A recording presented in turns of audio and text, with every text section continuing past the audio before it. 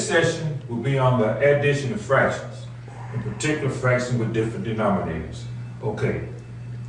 In the prior section, we discussed how you go about finding your lowest common denominator. So let's suppose I want to add 5/8 and 3/14 and 2 21s. Okay. I have to find my lowest common denominator. So how I go about doing that? We did that in our previous session.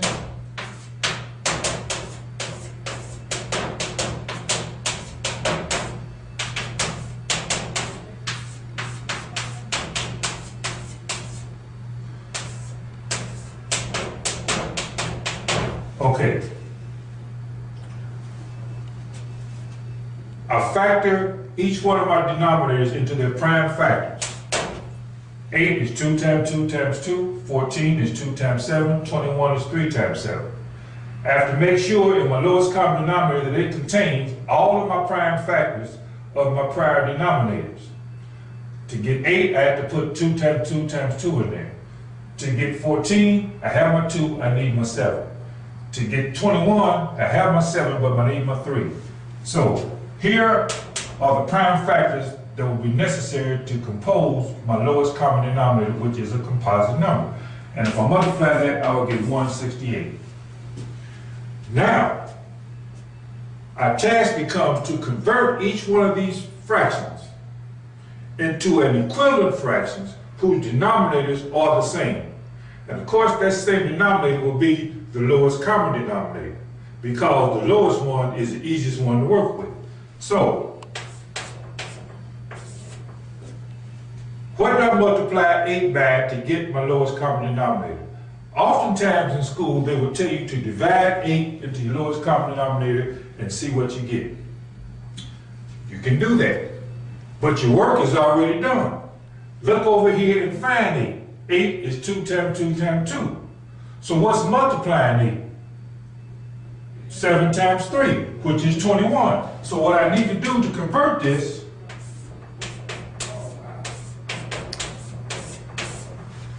this is what I want to multiply my fraction by 1, written as 7 times 3 over 7 times 3. This is 1. 1 changes the form, but not its value.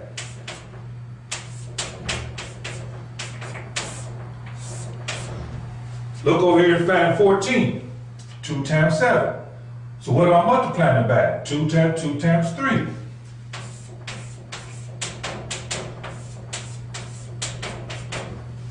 Okay, let's do 21. Look in here and find 21. What am I multiplying it by? 2 times 2 times 2.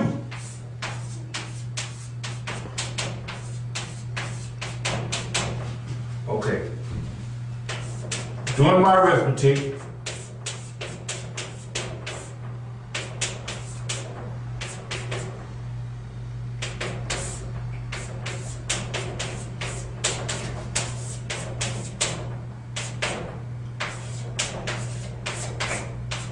notice, in each case, I'm multiplying my prime fractions times 1, written in such a way that when I finish, my denominators will be the same, which is my lowest common denominator. In this case, I will have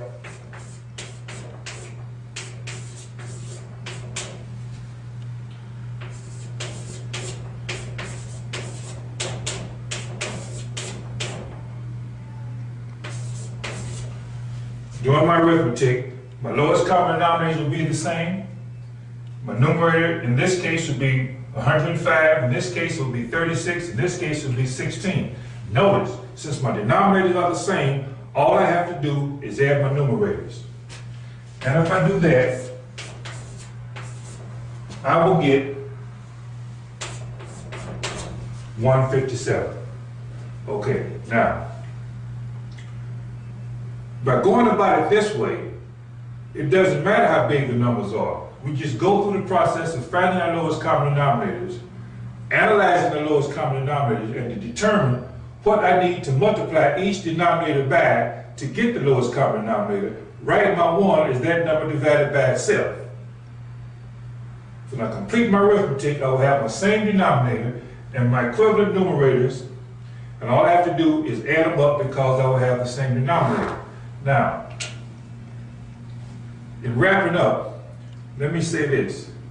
In the sessions we've discussed, we've learned the logic, the rationale, the reasoning, and the analysis behind what we do. The reason why we think this is important is you build on this as you take other courses in higher math and science, and actually in even non-mathematical courses and scientific courses as well. So we have some exercises for you to try. We encourage you to look at them, try them, enjoy, and have fun. Thank you.